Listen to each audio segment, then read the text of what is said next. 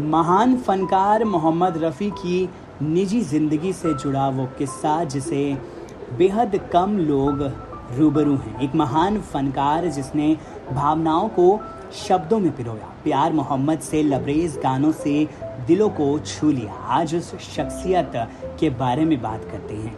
तुम मुझे यूँ भुला ना पाओगे गीत को आवाज़ देने वाले मोहम्मद रफ़ी की देखिए तारीफ़ हर कोई करता है, उन्हें वाकई में भुलाया कभी नहीं जा सकता। रूहानी आवाज़ से नवाजे गए रफ़ी साहब भले ही अब इस दुनिया से रुखसत हो चुके हों, लेकिन उनके सदाबहार गानों ने उनके चाहने वालों के दिलों में हमेशा के लिए एक जगह बनाई है और उन्हें हमेशा के लिए अमर कर दिया है।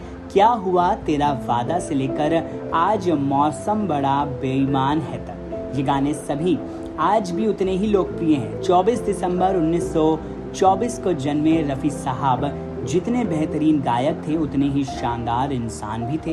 हालांकि अमृतसर के छोटे गांव कोटला सुल्तानपुर में रहने वाले मोहम्मद रफ़ी उस्ताद मोहम्मद रफ़ी कैसे बने, आइए उनके बारे में आपको थोड़ा सा बताते हैं। देखिए आपको बता दें, पंजाब के कोटला सुल्तानपुर में 24 दिसंबर 1924 को हाजी अली मोहम्मद के परिवार में मोहम्मद रफ़ी का जन्म हुआ था। हाजी अली मोहम्मद के 6 बच्चों में से रफ़ी दूसरे नंबर पर थे। उन्हें घर में फ़ीको कहा जाता था। गली में फ़कीर को गाते सुनकर रफ़ी ने गाना शुरू किया था। धीरे धीरे ये सूफ़ी फ़कीर उनके गानों की प्रेरणा बनता गया और वो मोहम्मद रफ़ी से उस्ताद मोहम्मद रफ़ी बन गए। रफ़ी के बड़े भाई सलून चलाया करते थे। मोहम्मद रफ़ी की पढ़ाई में कोई भी रुचि नहीं थी। ऐसे में उनके पिताजी ने उन्हें बड़े भाई के साथ सलून में काम करने के लिए भेज दिया था। रफ़ी के साले मोहम्मद हमीद ने रफ़ी में प्रतिभा देखी और उनका उत्साह बढ़ाया। हमीद ने ही रफ़ी साहब की मुलाकात नौशाद अली से करवाई, जिसके बाद उन्हें हिंदुस्तान के हम हैं हिंदुस्तान हमारा की कुछ लाइनें गाने का मौका मिल गया। मोहम्मद रफ़ी ने पहली दफ़ा 13 साल की उम्र में स्टेज परफॉर्मेंस दी थी। ये अवसर उन्हें महान के.एल. सहगल के एक संगीत कार्यक्रम में मिला था। 1948 में रफ़ी ने राजेंद्र कृष्ण द्वारा लिखित सुन सुनो ए दुनिया वालों बापूजी की अमर कहानी गाना गाया। इस गाने के हिट होने के बाद उन्हें तत्कालीन प्रधानमंत्री जवाहरलाल नेहरू के घर में गाने के लिए आमंत्रित किया गया था।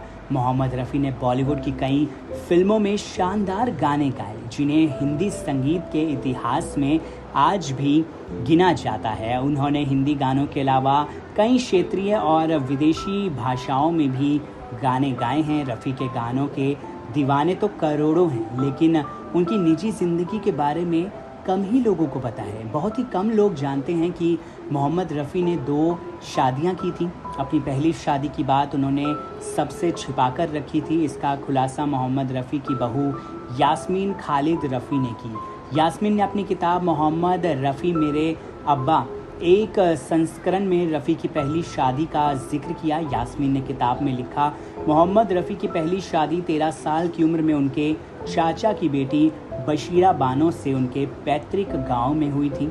ये शादी ज़्यादा दिन चली नहीं, क्योंकि बशीरा ने रफ़ी के साथ भारत आने से मना कर दिया था। साल 1944 में 20 साल की उम्र में रफ़ी की दूसरी शादी सिराजुद्दीन अहमद बारी और तालिमुन्निसा की बेटी बिल्किस के साथ हुई थी।